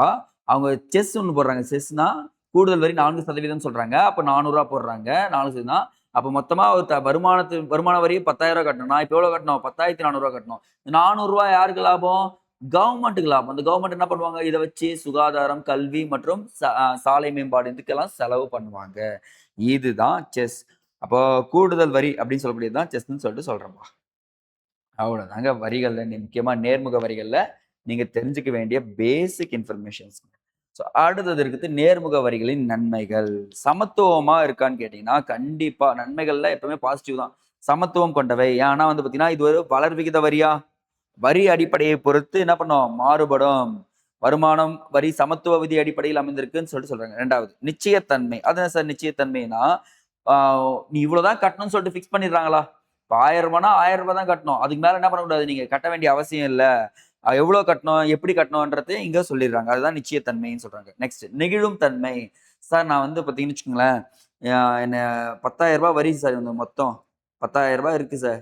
ரூ. 10,000 இருக்கிறப்போ நான் வரி வந்து இந்த மாசம் என்னால கட்ட முடியல அப்படின்றப்போ, நீங்க நெக்ஸ்ட் மந்த் கட்டிக்கங்க அப்படின்னு சொல்லிட்டு சொல்லுவாங்கப்பா. என்ன பண்ணலாம்? உங்களுடைய வருமான வரியானது நெகிழ்ச்சி பொறுத்து இருக்கு. அப்போ வருமானம் உயரும்போது அதிகமா அடுத்த மாசம் என்ன பண்ணணும்? ஒரு ரூ. 100 சேர்த்து கட்டுங்க அப்படின்னு சொல்லுவாங்க. நெகிழும் தன்மை கொண்டது. நெக்ஸ்ட் சிக்கனம். பாருங்களேன் சிக்கனத்த தெரிஞ்சுக்கணும். ஒருவர் வைத்துள்ள சொத்துக்களின் மதிப்புக்கு ஏற்ப தான் வரி விதிக்கப்படும். அப்போ ஒவ்வொரு ஆண்டு அடிப்படையிலும் பிடிக்கும்னு சொன்னாங்களா? அதே மாதிரி இந்த சிக்கனம் என்றது நேர்முக வரிகளை வசூலிப்பதற்கு செலவு மற்ற வரிகளை ஒப்பிடும்போது குறைவு. ஏன்னா என்ன பண்ணுவாங்கன்னா, மத்த வரிகள்லாம் போயிட்டு வாங்கிட்டு வரணும். நெறைய ப்ரொசீஜர் இருக்கும். இவர் நேரடியாவே போயிட்டு என்ன பண்ணிட்டு வந்துடலாம்? வரிய செலுத்திட்டு வந்துடலாம். அதுதான் வந்து பார்த்தீங்கன்னா சிக்கனத்துல இருக்கு. அப்ப நேர்முக வரியின் நன்மைகள் பார்த்தீங்கன்னா சமத்துவம், நிச்சயத்தன்மை, நெகிழும் தன்மை, சிக்கனம் அப்படின்றது தெரிஞ்சுக்க போகுது. நெக்ஸ்ட்ங்க. நேர்முக வரியின் தீமைகள் கண்டிப்பா தெரிஞ்சுக்கணும். தீமைகள் இருக்கான்னா இருக்கு. இல்லாமலாம் இருக்காது. தீமைகள் டிஃபரெண்ட் பண்ணி எடுத்துக்கலாமா? ஓகேங்க. பிரபலமின்மை. இது வந்து பார்த்தீங்கன்னா வச்சுக்கங்களேன், வசதி குறைவாக சில இடங்கள்ல இருக்கத்தால, நெறைய பேருக்கு வந்து பார்த்தீங்கன்னா, ஆ தெரியாமயே போயிடுது. அப்ப அந்த இடத்துல பிரபலமின்மை இருக்கு. உற்பத்தி திறன் பாதிக்கப்படுகிறது. ஸோ பல்வேறு பொருளாதார வல்லுநர்கள் சொன்னது தான், நேர்முக வரி வந்து பார்த்தீங்கன்னா, உற்பத்தி திறன பாதிக்குது. நீ இப்ப நான் ரூ. 10,000 என்னுடைய வரின்னு சொல்லிட்டு போட்டீங்கன்னா, அடுத்தது நான் அதிகமா இன்கிரீஸ் பண்றேன். வருமானம் இன்கிரீஸ் ஆகுது. இப்போ ரூ. 10,00,000 ஆகுதுன்னா, ரூ. 10,00,000க்கு நீ என்ன பண்ண போற? டாக்ஸ் இன்கிரீஸ் பண்ண போறியா? இதனால நான் உற்பத்தியே கம்மி பண்ணிக்கிறேன் சாமி. இந்த ரூ. 1000 ரூ. 10,000வோடயே நான் என்ன பண்ணிக்கிறேன்? வாழ்ந்துட்டு போயிடுறேன் அப்படின்னு சொல்லிட்டு சொல்றாங்க. சில இடங்கள்ல வசதி குறைவா ஏற்படுத்துங்க. அதானே சார். கணக்கு பராமரித்தல். நான் கட்டுன கணக்குக்கு பில்லு குடுங்கன்னா குடுத்துருவாங்க. அந்த பராமரிப்பு சரியா இருக்காது. வரி தாக்கல் செய்வதிலும் சரி, மொத்தமாக வரி செலுத்துவதிலும் இந்த பிரச்சனை இருக்குன்னு சொல்லிட்டு சொல்றாங்க. நெக்ஸ்ட் இந்த நேர்முக வரியால வரி ஏய்தல், தட்ஸ் மீன் கருப்பு பணம் உருவாவதற்கு வாய்ப்பு இருக்கா பாருங்க. கருப்பு பணம் உருவாவதுல அதுக்கான வாய்ப்புகள் அதிகமாகவே இருக்கு அப்படின்னு சொல்றாங்க. அப்ப நேர்முக வரியின் தீமைகள்ல இந்த 4 பாயிண்ட்டும் நீங்க என்ன பண்ணிக்கலாம்? ஆட் பண்ணிக்கலாங்க. So that's எனஃப்ங்க. ஸோ அப்ப நான் வந்து பார்த்தீங்கன்னா, உங்களுக்கு என்னென்ன வரிகள் முக்கியமா நேர்முக வரிகள்ல வருமான வரி எப்படி வந்துச்சு, கார்ப்பரேட் டாக்ஸ், அதுக்கப்புறம் சொத்து வரி, அன்பளிப்பு வரி, செஸ்னா என்னன்னு சொல்லிக் குடுத்துட்டேன். வரிக்கு வரி அப்படின்னு சொல்லக்கூடியதும் சொல்லிக் குடுத்துட்டேன். அடுத்து நேர்முக வரியின் நன்மைகள் அண்ட் தீமைகள் சொல்லிட்டேன். ஓகேங்களா? இப்போ உங்களுக்கு கிளியர் ஆயிட்டு இருக்கும். இதுதான் நேர்முக வரிகள், இதெல்லாம் மறைமுக வரிகள் அப்படின்னு சொல்லிட்டு. சரி வகைகள்னு சொல்லிட்டு. இப்ப நாம என்ன பார்க்க போறோம்னா, மறைமுக வரிகள் பார்க்க போறோம். Indirect tax. ஸோ இதுக்கு ஜஸ்ட் எக்ஸாம்பிள் சொல்றேன் பாருங்களேன். ஆ நீங்க எல்லாருமே என்ன பண்றீங்கன்னா, கடைக்கு போறீங்க. கடைக்கு போயிட்டு சர்க்கரை வாங்குறீங்க. சுகர், சர்க்கரை. சர்க்கரை வாங்கும்போது உங்கள அறியாமயே நீங்க சுகருக்கு ரூ. 2 டாக்ஸ் கட்டுறீங்கன்னு சொன்னா ஏத்துப்பீங்களா? சுகரோட விலை ரூ. 40 தான். டாக்ஸ் எவ்வளோ கட்டுறீங்க? ரூ. 2 கட்டுறீங்க. என்னங்க சொல்றீங்க? அந்த டாக்ஸ் என்ன ஆயிருக்கும்னா, அந்த மறைமுக வரியில் மறைந்திருக்கும். உங்க கண்ணுக்கு தெரியாது. அது எப்படி நீங்க தெரிஞ்சுக்கணும் அப்படின்றதுக்கு தான் நம்ம இப்ப சொல்ல போறோங்க. சரிங்களா? இப்ப ஃபர்ஸ்ட் அதுக்கான டெஃபினிஷன் பார்த்துக்கலாமா? மறைமுக வரி எனப்படுவது பொருட்களையோ பொருட்களையோ, பணிகளையோ வாங்கும் நபர் மீது விதிக்கப்படுகின்ற வரியாகும். அப்போ பொருட்கள வாங்குறோம் மீதும், அந்த பணிகளை வாங்குபவர் நபர் மீதும் விதிக்கப்படும் வரி தான் மறைமுக வரி. இது அரசுக்கு மறைமுகமாக செலுத்தப்படுவதாகும். இவ்வரிச் சுமையை எளிதாக என்ன பண்ணலாம்? மற்றவர் மீது மாற்றி விடலாம். இப்போ நான் ஒரு வியாபாரி. நான் வியாபாரியா இருந்துட்டு, ஒரு ரூ. 1000க்கு ஒரு பொருள சேல் பண்றேன். சரிங்களா? அத என்ன பண்ணிறான், வாங்குபவர் நுகர்வோர் இருக்கான்ல, அவன் மேல அந்த டாக்ஸ் என்ன பண்ணிட்டு போயிடலாம் நானு, மாத்தி விட்டு போயிடலாம் அப்படின்னு சொல்லிட்டு சொல்லியிருக்காங்கப்பா. சரி இதுதான் சொல்லியிருக்காங்க. அப்ப ஏழை அல்லது பணக்காரர் யாராக இருந்தாலும், சமமாக விதிக்கப்படக்கூடிய வரி தான் மறைமுக வரியா பாருங்க. என்னங்க சார்? அப்ப ஏழை பணக்காரன் சமமா பார்ப்பாங்களா மறைமுக வரியில? கண்டிப்பா பார்ப்பாங்க. ஆனா நேர்முக வரியில என்ன பார்க்க மாட்டாங்க. ப ஏழை அதிகமா இருந்தா சரி பணக்காரன் அதிகமா இருந்தா கட்டியே ஆகணும். ஏழை கம்மியா இருந்தா கம்மியா கட்டினா போதும் அப்டின்னுவாங்க. ஆனா மறைமுக வரில அப்படி கிடையாது அப்படின்னு சொல்லிட்டு சொல்லியிருக்காங்கப்பா. சரி ஓகேங்க. ஃபர்ஸ்ட் கலால், ஆயத்தீர்வை, எக்சைஸ் டியூட்டின்னு சொல்லுவாங்கப்பா. இந்த சம் இங்கிலீஷ் வேர்ட்ஸும் நீங்க கத்துக்கணும் இதுக்கப்புறம். அதானே சார் எக்சைஸ் டியூட்டினா? கலால் வரி என்பது நாட்டிற்குள் உற்பத்தி செய்யப்படும். ஓகேங்களா? நாட்டிற்குள் உற்பத்தி செய்யப்படும் உற்பத்தி பொருட்கள் அல்லது தயாரிப்பின் மீது அங்க தயாரிக்கிறாங்கல்ல, அந்த இடத்திலே விதிக்கப்படும் வரி தான் கலால் வரின்னு சொல்றாங்களா பாருங்க. கலால் நாட்டிற்குள் உற்பத்தி செய்யப்படும் பொருட்கள் உற்பத்தி அல்லது தயாரிப்பு மீது விதிக்கப்படும் வரி. கலால் வரி அல்லது ஆயத்தீர்வை எக்ஸைஸ் டியூட்டின்னு சொல்லக்கூடியது. இது வந்து பார்த்தீங்கன்னா, ஒரு மறைமுக வரி அப்படின்னு சொல்றாங்க. சரிங்க சார். இது யார் மீதுலாம் விதிக்கப்படுதுன்னு பார்த்தீங்கன்னா, முக்கிய அம்சங்கள்ல உற்பத்தியாளர் அல்லது தயாரிப்பாளர் மீது விதிக்கப்படும். ட்விஸ்ட் பாருங்க லாஸ்ட்டா. உற்பத்தியாளர் அல்லது தயாரிப்பாளர் மீது விதிக்கப்படும். பொருட்கள் தயாரிக்கும் போதே விதிக்கப்படும். இந்த பொருள் என்ன பண்றாங்க? தயாரிக்கிறாங்கல்ல, அப்பவே என்ன பண்றாங்க? விதிச்சுருவாங்க. கடைசியா வரி சுமை யாருக்கு போகும்னா, வரி சுமை நுகர்வோருக்கு செல்லும். நுகர்வோர் இருக்கார்ல, அவங்களுக்கு போய் இது சேரும் அப்படின்னு சொல்லிட்டு சொல்றாங்க. அப்ப இது ஒரு மறைமுக வரி. எடுத்துக்காட்டு எடுத்துக்கங்களேன். நம்ம போடுறாங்க பார்த்தீங்களா? பெட்ரோல். பெட்ரோலுக்கு வந்து பார்த்தீங்கன்னா, கலால் வரி எங்க போட்டுருவாங்க? அங்கேயே போட்டுருவாங்க. அந்த பெட்ரோலோட கலால் வரி குறைச்சா பெட்ரோல் ரேட்டும் கம்மியாகும். சிகரெட் போன்ற பொருட்கள் சிகரெட்லாம் இருக்கு பார்த்தீங்களா? அதனால தான் சிகரெட்லாம் அதிகமா விக்கிறாங்க. ஸோ அப்ப சிகரெட் போன்ற பொருட்களுக்கும் கலால் வரி இருக்கிறது அப்படின்னு தெரிஞ்சுக்கிட்டா போதுங்க. அப்ப கலால் வரி வந்து பார்த்தீங்கன்னா, தயாரிக்கப்படும் இடத்திலே போடப்படும், உற்பத்தி செய்யப்படும் இடத்திலே போடப்படும் வரி தான் கலால் வரி அப்படின்றத நீங்க தெரிஞ்சுக்கணும். அது என்ன சொல்றேன்னா, ஆயத்தீர்வை இந்த ஒரு பாயிண்ட் தெரிஞ்சுக்கணும். ஆயத்தீர்வை என்றும் அழைக்கப்படுகிறது.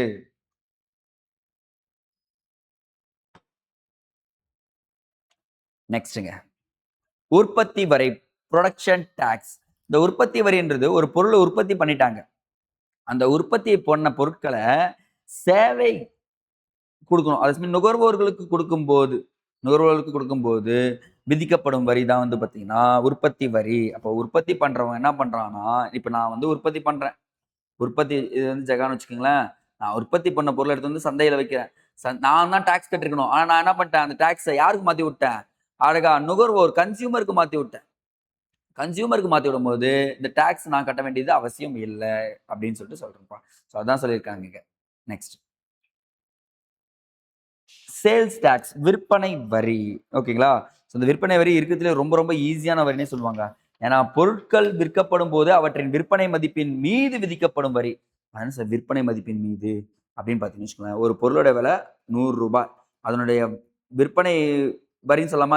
இது விற்க போற இந்த பொருள. ஸோ இங்க இந்த பொருள விற்க எடுத்துட்டு போயிட்டேன்னா, ஸோ போம்போதே அந்த பொருளுடைய விலை ரூ. 100ன்னு சொல்லிட்டா, இதன் மீது வரி விதிப்பாங்க. எவ்வளோ விதிப்பாங்க? ரூ. 5. அப்ப ரூ. 5 வரி விதிச்சாங்கன்னா, அதான் விற்பனை வரி. அப்போ விற்பனை வரி என்பது பொருட்கள் விற்கப்படும் போது அவற்றின் விற்பனை மதிப்பின் மீது விதிக்கப்படும் வரி தான் விற்பனை வரி. இதுவும் என்னது? மறைமுக வரி அப்படின்னு சொல்றாங்க. ஸோ இதனுடைய முக்கிய அம்சம் பார்த்தீங்கன்னா, பொருட்கள் விற்பனையாளரால் அரசுக்கு செலுத்தப்படும். யாரால? அரசுக்கு செலுத்தப்படும் வரி. வரிச்சுமை இறுதியாக யார் மீது சுமத்தப்படுகிறது? நுகர்வோருக்கு செலுத்தப்படுகிறது. நுகர்வோர் தான் இந்த இடத்துல ரொம்ப ரொம்ப இம்பார்ட்டன்ட். கவனிச்சுக்கணும். சரியா? அவ்வளோதாங்க. நெக்ஸ்ட். ஆஹா! Customs duty. இட்ஸ் கால்ட் சுங்கத் தீர்வை அப்படின்னு சொல்லக்கூடியது. அ ஈஸியா நீங்க ஞாபகம் வச்சுக்கலாம் பாருங்களேன். ஒரு பொருள் வெளிநாட்டிலிருந்து உள்நாட்டுக்கு வருமா, அதன் மீது விதிக்கப்படும் வரி தான் சொல்லலாம். உள்நாட்டு தொழில்கள் பாதுகாக்கப்படும் அதனால. ஸோ பாருங்களேன், ஒரு நாட்டில் இறக்குமதி செய்யப்படும் அல்லது நாட்டிற்கு ஏற்றுமதி செய்யப்படும் பொருட்கள் மீது மத்திய அரசால் விதிக்கப்படும் வரி தான் சுங்கத்தீர்வை. டோல் டாக்ஸ்ன்னு சொல்லுவாங்க. கஸ்டம்ஸ் டாக்ஸ்ன்னு சொல்லுவாங்க. இப்ப வந்து பார்த்தீங்கன்னா, நான் வந்து அர்ஜென்டினால இருக்கேன். அர்ஜென்டினாலருந்து ஒரு பொருள் என்ன பண்றேன், இந்தியாவுக்கு அனுப்பலாம் அப்படின்னு சொல்லிட்டு பிளான் போட்டேன். இந்தியாவுக்கு வருதுன்னா, இறக்குமதி ஆவுதா பாருங்க அந்த பொருள். இப்ப இறக்குமதிக்கு என்ன பண்றாங்க, ஒரு வரிய குடுக்குறாங்கப்பா. சரி இதெல்லாம் தாண்டி இந்தியாலருந்து ஒரு பொருள் அர்ஜென்டினாக்கு அனுப்புறாங்க. சோ இப்ப என்ன பண்ணுவாங்க, ஏற்றுமதி வரி விதிப்பாங்களா பாருங்க. ஏற்றுமதி வரி விதிப்பாங்க.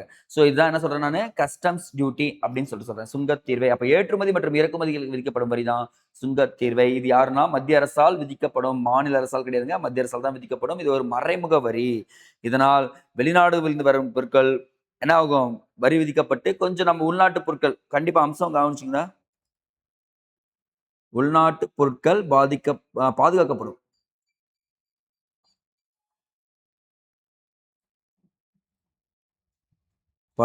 சரிங்களா? அதான் சொல்லியிருக்காங்க. அரசுக்கு முக்கிய வருவாய் ஆதாரமாக இது இருக்குன்னா, இதுதான் இருக்கு. ஸோ அரசுக்கு முக்கிய வருவாய் அப்படின்னு கேட்டாங்கன்னா, எத சொல்லணும் நீங்க?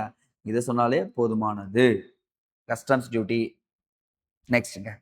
Entertainment tax. அது என்ன சார் கேளிக்கை வரி. சார் நம்ம உலகத்துல சம்பாரிக்கிறதே எதுக்கு? சந்தோஷமா இருக்கிறதுக்கு. அதுக்கு எதுக்கு சார் நான் டாக்ஸ் கட்டணும்? இது ஒரு நல்ல கான்செப்ட் இருக்கு கவனிங்க. நீங்க எல்லாருக்குமே சினிமா பார்க்கறது ரொம்ப அடிக்ட்டா இருக்கலாம். இல்ல இல்லாமலாம் இருக்கலாம். உங்களுக்கு 2 ஆப்ஷன் இருக்கு. ஒண்ணு தியேட்டருக்கே போயிட்டு என்ன பண்ணலாம்? டிக்கெட் வாங்கலாமா? இன்னொன்னு செல் மூலியமா என்ன பண்ணலாம்? இது பண்ணலாமா? டிக்கெட் புக் பண்ணலாமா? எக்ஸாம்பிள்க்கு சொல்றேன். நீங்க நேரடியா போனீங்கன்னா, ரூ. 120 டிக்கெட். நீங்க ஃபோன் மூலியமா பண்ணீங்கன்னா, ரூ. 180 டிக்கெட். கிட்டத்தட்ட பிட்வீன்ல ரூ. 60 எங்க போகுதுன்னு பார்த்தீங்கன்னா, கேளிக்கை வரியில போய் சேருது. ஏன்னா, நீங்க என்ன பண்றீங்க? ஆன்லைன்ல யூஸ் பண்றீங்க. அந்த பிளாட்ஃபார்ம யூஸ் பண்றீங்க. கவர்ன்மெண்ட் உடைய பிளாட்ஃபார்ம் யூஸ் பண்றீங்க. இன்டர்நெட் யூஸ் பண்றீங்கன்னு சொல்லிட்டு என்னென்னமோ போட்டு கேளிக்கை வரி போடுவாங்கப்பா. ஸோ அதெல்லாம் விட்டுருங்களேன். அப்ப என்ன ஆகுதுன்னா, நீங்க என்ன பொறுத்தவரைக்கும் நேரடியா போய் வாங்குறது ரைட். இன்னொரு கான்செப்ட் சொல்றேன். ஐபிஎல் மேட்ச் நடக்குது. IPL match. சரிங்களா? சார் ஐபிஎல் மேட்சோட டிக்கெட்டோட ரேட்டு ரூ. 2400. கீழ ஒரு டாக்ஸ்ன்னு போடுவாங்க பாருங்க. ரூ. 400 சென்ட்ரல் ஜிஎஸ்டி, ரூ. 400 ஸ்டேட் ஜிஎஸ்டி அப்படின்னு சொல்லிட்டு நமக்கு ஒண்ணு போடுவாங்க. கிட்டத்தட்ட அப்ப பார்த்தீங்கன்னா 2 0 போட்டு 12 2 மிச்சம் 1 போடுங்க. ரூ. 3200 டிக்கெட் ரேட். அது ஒரிஜினல் பிரைஸ் எவ்வளவு? ₹2400 தான். ஆனா ஸ்டேட் ஜிஎஸ்டி இப்ப ஜிஎஸ்டி போடுறாங்க. ஆனா அதுக்கு முன்னாடி மறைமுக கேளிக்கை வரின்னு சொல்லிட்டு ஒண்ணு போட்டு ₹3200 வாங்கிடுவாங்க. சார் அப்ப நான் எங்க என்டர்டெயின்மென்ட் பார்க்க போனாலும் வரி கட்டுறேனா? கண்டிப்பா நீங்க கட்டுறீங்க அப்படின்றது சொல்றாங்க. பொழுதுபோக்கு மற்றும் மகிழ்ச்சியூட்டும் நிகழ்வுகளுக்கு சேவைகள் மீது விதிக்கப்படும் வரி தான் மறைமுக வரி தான் என்ன சொல்றேன்? இந்த அ கேளிக்கை வரின்னு சொல்றாங்க. இந்த இடத்துல கேளிக்கை. இப்ப புரியுதுங்களா உங்களுக்கு? நான் உனக்கு சேவை குடுக்குறேன். அப்ப நீ என்ன பண்ணி ஆகணும் எனக்கு டாக்ஸ் கட்டணும் அப்படின்னு சொல்லிட்டு சொல்லியிருக்காங்க. அப்ப சேவை வரி வந்து பார்த்தீங்கன்னா, திரைப்படங்கள். நீ திரைப்படம் பார்க்க போனாலும் என்ன ஆகும்? சேவை வரியே கட்டி ஆகணும்.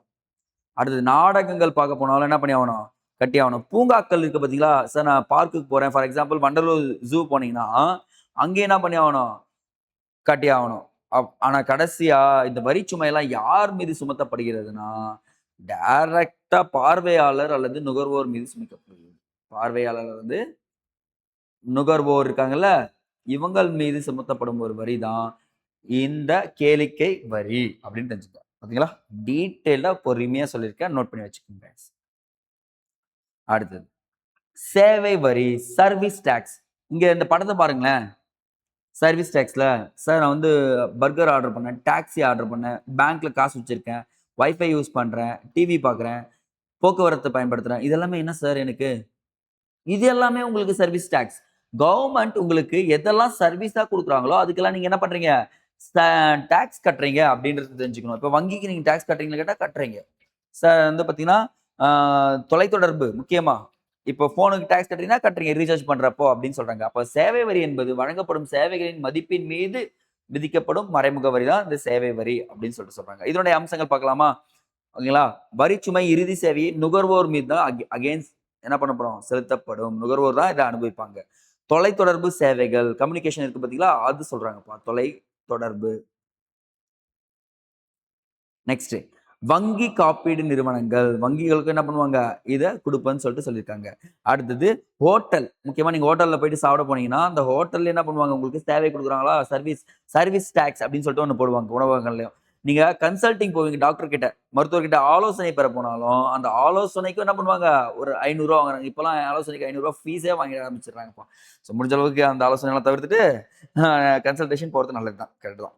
அப்ப பார்த்தீங்கன்னா, சர்வீஸ் டாக்ஸ் வந்து பார்த்தீங்கன்னா, எதன் மீதெல்லாம் போடப்படுது அப்படின்னு அப்ப சேவைகளின் மீது விதிக்கப்படும் வரி தான் வந்து பார்த்தீங்கன்னா, சர்வீஸ் டாக்ஸ் அப்படின்னு சொல்லிட்டு சொல்லி முடிக்கிறோம். அடுத்ததுங்க. முத்திரை தாள் வரி, ஸ்டாம்ப் டியூட்டி. ஸோ நீங்க எந்த பேப்பர் வாங்குனாலும், எந்த பத்திரம் வாங்குனாலும், அதன் மீது விதிக்கப்படும் வரி தான் சொல்றாங்க. ஃபார் எக்ஸாம்பிள் இங்க குடுத்துருக்கேன் பாருங்க. சட்டப்பூர்வ ஆவணங்கள், சொத்து பரிமாற்ற பத்திரங்கள் மீது மத்திய அரசால் அரசுகளால் விதிக்கப்படும் வரி தான் இந்த முத்திரை தாள் வரி அப்படின்னு சொல்லிட்டு சொல்றாங்க. அப்ப நீங்க ஒரு ப்ராப்பர்ட்டி வாங்குனாலும் சரி, வித்தாலும் சரி, அது என்ன நடக்கும்? உங்களுக்கு கவர்மெண்ட்க்கு டாக்ஸ் கட்டியே ஆகணும் அப்படின்றாங்க. முக்கியமா பாருங்க சொத்துக்களை வாங்குதல், விற்பனை செய்தல், குத்தகை, அடமானம் போடுறது இது எல்லாத்துக்குமே என்ன பண்ணி ஆகணும் நீங்க? பேப்பருக்கு முத்திரை தாள் வரி கட்டியே ஆகணும். ஆவணங்கள் சட்டப்பூர்வ அங்கீகாரம் வழங்கவும் என்ன பண்ணும்? நீங்க டாக்ஸ் கட்டி ஆகணும். மாநில அரசுகளின் முக்கிய வருவாயாக இது இருக்கிறது. அப்ப பார்த்தீங்கன்னா, அந்த முக்கிய வருவாய் யாருன்னு பார்த்தீங்கன்னா, முத்திரை தாள் வரி தான் வந்து பார்த்தீங்கன்னா, மாநில அரசுக்கு இருக்கு. பொதுவாக ஆவணத்தை பதிவு செய்யும்போது செலுத்த வேண்டும். டைரக்ட்டா என்ன பண்ணி ஆகணும்? செலுத்த வேண்டும் அப்படின்னு சொல்லிட்டு சொல்றாங்க. ஸோ எடுத்துக்காட்டுகள் நான் இங்கேயே குடுத்துட்டேன். அந்த குத்தகை பத்திரம். குத்தகை யார்கிட்டனா போடுறீங்கன்னா, அந்த பத்திரம் நீங்க என்ன பண்ணணும்? ரிஜிஸ்டர் பண்ணிடணும். அடமான பத்திரம். அடமான பத்திரமும் இருக்கணும். இல்லைங்களா? இங்க எழுதுறேன். One second. அடமான பத்திரம். அடுத்து வந்து பார்த்தீங்கன்னா, பரிசளிப்பு பத்திரம். நான் வந்து பார்த்தீங்கன்னா, இந்த வீட்ட அவருக்கு பரிசா குடுக்குறேன் அப்படின்னு சொல்லிட்டு இப்ப யாரும் குடுக்க மாட்டாங்க உங்களுக்கு. அந்த கனவுலாம் காணாதீங்க. பரிசளிப்பு பத்திரம் இருந்துச்சுன்னா, அத நீங்க பத்திரமா வாங்கி வச்சுக்கணும் அப்படின்றது சொல்றேன். தட்ஸ் எனஃப்ங்க. ஸோ எக்கச்சக்கமான கான்செப்ட் பார்த்துட்டோம். கடைசியா பார்க்க போறது மதிப்பு கூட்டு வரி, வேல்யூ ஆடட் டாக்ஸ். ஸோ ஒரு பொருளுடைய மதிப்புக்கு ஏத்த மாரி என்ன பண்ணுவாங்க? வரிய உயர்த்திட்டே போவாங்க. அதுதான் வேட். அவ்வளோதான் முடிஞ்சு போச்சு. என்னங்க சார் சொல்றீங்க? ஆமாங்க. இப்போ ஒரு வாட்டர் பாட்டில் இருக்கு. அந்த வாட்டர் பாட்டிலோட பேரு மில்டன் அப்படின்னு சொல்லிட்டு வைக்கிறாங்க. அந்த பொருளுடைய மதிப்பு இன்கிரீஸ் ஆச்சுன்னா, அந்த பிரைஸ் இன்கிரீஸ் ஆகுமா? ஃபர்ஸ்ட் ரூ. 500 வித்துச்சு. அப்புறம் ரூ. 1000 வித்துச்சு. இப்போ ரூ. 3000 விக்குது. என்ன சார் கதைன்னு பார்த்தீங்கன்னா, அதனுடைய மதிப்பு என்ன ஆயிடுச்சு? இன்கிரீஸ் ஆயிட்டே ஆயிடுச்சுன்னு சொல்றாங்க. அப்போ ஒரு பொருள் உற்பத்தியாளர் பண்ணிடுறாரு. அது மொத்த விற்பனைக்கு போகுது. அது சில்லறை விற்பனையாளர்கிட்ட போகுது. கடைசியா யார் அத செலுத்தணும்னா, ஒவ்வொரு நிலையிலும் சேர்க்கப்பட்டு பொருட்களின் மீது செலுத்தப்படும். இப்ப பாருங்க, இது இப்படி இன்னொரு கான்செப்ட்ல சொல்றேன் பாருங்க. ஒரு பொருள் உற்பத்தி பண்ணப்படுறாங்களா, அந்த வரியோட மதிப்பு யார்கிட்ட போடுறாங்க? மொத்த விற்பனையாளர்கிட்ட ஆட் பண்றேன். அந்த வரி யார்கிட்ட ஆட் பண்றேன்? சில்லறை விற்பனையாளர்கிட்ட ஆட் பண்றேன். இந்த மதிப்பை யார்கிட்ட ஆட் பண்றேன் கடைசியா? முடிஞ்சு போச்சு. விற்பனையாளர்கிட்ட ஆட் பண்றேன். இதுதான் டாக்ஸ். அப்போ ஒரு அடுக்கு விளைவுகளற்ற பலமுனை வரின்னு சொல்லலாமா? இவங்கிட்ட ஒரு டாக்ஸ் போட்டீங்க, இவங்கிட்ட ஒரு டாக்ஸ் போட்டீங்க, இவங்கிட்ட ஒரு டாக்ஸ் போட்டீங்க. அப்போ ஒரு அடுக்கு விளைவுகளற்ற பலமுனை வரி அப்படின்னு சொல்லிட்டு கேட்டிருக்காங்கப்பா ப்ரீவியஸ் இயர்ல. இது நோட் பண்ணுங்க வேட். இப்போ வேட் வந்து என்ன ஆயிடுச்சுன்னா நமக்கு ஜிஎஸ்டி கூட ஆட் ஆயிடுச்சு. அப்போ நம்ம ஜிஎஸ்டி பார்க்குறப்ப பார்த்துக்கலாம். பட் ஆனால் வேட்னா என்னன்னு தெரிஞ்சுக்கங்க. ஒருத்தர்கிட்ட இருந்து இன்னொருத்தருக்கு போயிட்டே இருக்கு. பொருளோட மதிப்பு அதிகமாகும்போது என்ன ஆகுது? வேட் போடப்படும் அப்படின்னு சொல்றாங்க. அப்போ மதிப்பு கூட்டு வரியை முதலில் அறிமுகம் செய்த நாடு கேட்டாங்கன்னா பிரான்ஸ். கேட்பாங்கப்பா பிரான்ஸ்ல தான் ஃபர்ஸ்ட் வேட் என்பது அறிமுகம் செய்யப்பட்டது. சரிங்க சார். இந்தியாவில் வேட் அறிமுகம் செய்யப்பட்டதுன்னா கண்டிப்பா அறிமுகம் செய்யப்பட்டிருக்குங்க. எப்பனா 2003ஆம் ஆண்டு. லெட்ஸ் கால் எடுத்துக்கலாமா? ஹரியானா மாநிலம் இருக்கு பாத்தீங்களா? 2003ஆம் ஆண்டு ப்ரீவியஸ் கொஸ்டின். நோட் பண்ணுங்க இந்த கொஸ்டின். 2003ஆம் ஆண்டே என்ன ஆயிடுச்சு? வேட்டை அறிமுகம் செய்துச்சு. இந்தியா என்ன பண்ணுச்சுன்னா ஏப்ரல் 1 2005ஆம் ஆண்டு வேட்டை இந்தியா முழுக்கும் அறிமுகப்படுத்துறேன் அப்படின்னு சொல்லிடுச்சு. ஆனா நம்ம தமிழ்நாடு அப்போது இந்த கலைஞர் என்ன பண்ணாருன்னா, நான் வந்து 2007 தான் வேட்டை தமிழ்நாட்டுக்கு அறிமுகப்படுத்துவேன் அப்படின்னு சொல்லிட்டாருங்க. சரிங்களா? ஆனா நல்லா தெரிஞ்சுக்க, இப்ப வேட்ன்றது எதுக்குள்ள இருக்கு? ஜிஎஸ்டிக்குள்ள இருக்கிறது. ஆனா இங்க இந்த கொஸ்டின் கேட்பாங்க. வேட்டை முதலில் அறிமுகம் செய்த மாநிலம் ஹரியானா. இந்தியா முழுக்க 2005 தமிழ்நாடு, 2007 அப்போது சிஎம் யாரு? கலைஞர் அப்படின்றத தெரிஞ்சுக்கினா போதுங்க. So that's enough guys. இதுதான் நேர்முக வரிகள், மறைமுக வரிகளுக்கு தெரிஞ்சுக்க வேண்டிய விஷயம். அப்போ சார் மறைமுக வரிகளுடைய நன்மைகள், தீமைகள் இருக்கான்னு கேட்டா கண்டிப்பா இருக்கு. பரந்து காணப்படுங்க. நுகர்வோர்களுக்கு ஏழை அல்லது பணக்காரர்கள் யாராக இருந்தாலும் என்ன பண்ணி ஆகணும்? அவங்க இது கட்டி தான் ஆகணும் அப்படின்னு சொல்லுவாங்களா? அதுதான் இந்த பரந்து காணப்படுதல். சமத்துவம். அதான் சொன்னேன். பணக்காரனா இருந்தாலும் சரி, ஏழையா இருந்தாலும் சரி கட்டி தான் ஆகணும். அடுத்தது சிக்கனத்தன்மை. சிக்கனத்தன்மை என்ன கவனிச்சுங்கப்பா? உற்பத்தியாளர்களும், சில்லறை விற்பனையாளர்களும் வரியை வசூலித்து அரசுக்கு செலுத்துவாங்க. இது செலுத்தும் போது சிக்கனம் குறைவா இருக்குமா? இப்ப 2 பேர்கிட்ட இருந்து காசு வந்து கடைசி நுகர்வோர் போவாங்களா? அப்போ நாம் நிறைய இடங்கள் போக வேண்டிய அவசியம் இல்ல. ஒரே இடத்துல இருந்து எனக்கு கிடைச்சதுன்றாங்க. உடலுக்கு தீங்கான பொருட்கள் மீது நுகர்வை குறைக்கிறது. அதிக வரியால என்ன ஆகுதுன்னா, மறைமுக வரி ஒரு பொருள் இப்போ ஃபார் எக்ஸாம்பிள் பாருங்களேன், மதுக்கு வந்து பார்த்தீங்கன்னா, வரி இருக்கு. அது பாவ வரின்னு சொல்லுவாங்கப்பா. மது வந்து வரி, பாவ வரி. அந்த வரிய என்ன பண்ணுவாங்க? கவர்மெண்ட்டும் வாங்கிப்பாங்கன்னு தான் இருக்காங்க. நெக்ஸ்ட் வசதியானது. மறைமுக வரியானது பண்டங்கள் மற்றும் பணிகள் மீது விதிக்கப்பட்டாலும், நுகர்வோர் இதனை வாங்கும்போது விலையுடன் சேர்த்து செயல்படுவதால், கொஞ்சம் அந்த வரிய உணர மாட்டாங்களா பாருங்க. ஓகே. ரூ. 100 பொருளா? நீங்க யோசிச்சு பாருங்க. அந்த பொருளோட ரேட் ரூ. 90 தான். வரி உங்களுக்கு ரூ. 10 சொன்னா கஷ்டமா இருக்குமா இருக்காதா? ஆனா நம்ம என்ன பண்றோம்? பொருள விக்கும்போதே, ரூ. 100 தான் அப்படின்னு சொல்லிட்டு என்ன பண்றோம்? வாங்கிட்டு வந்துடுறோமா? அதுதான் இங்க சொல்லியிருக்காங்க. ஆனா, மறைமுக வரியிலும் தீமைகள் இருக்கு. வசூலிக்கும் செலவு அதிகமாக இருக்கும். நெகிழ்ச்சியற்ற தன்மை. நீங்க என்ன பண்ண முடியாது? ஒரு பொருள வாங்குறப்போ நெகிழ்ச்சிலாம் இருக்காது. கட்டி தான் ஆகணும் அப்படின்னு சொல்றாங்க. தேய்வு விகிதம். தேய்வு விகிதம் மட்டும் பார்த்துக்கங்க. சில நேரங்களில் நிதியற்ற மற்றும் தேய்வு விகித தன்மையை கொண்டதாகும். ஏழை, பணக்காரர்கள் இருவரும் ஒரே மாதிரியான மறைமுக வரியை பெறுறாங்கன்றாங்க. உறுதி இருக்காதாமாப்பா. ஆமாப்பா. உறுதி விலை ஏறுவதால் என்ன பண்ணுவாங்க? டக்கு டக்குன்னு இப்போ ஒரு பொருளுடைய ரேட் அதிகமாகும்போது வரி எவ்வளோ இன்க்ரீஸ் ஆகுதுன்றது தெரியவும் தெரியாது. ஸோ குடிமை உணர்வின்மை.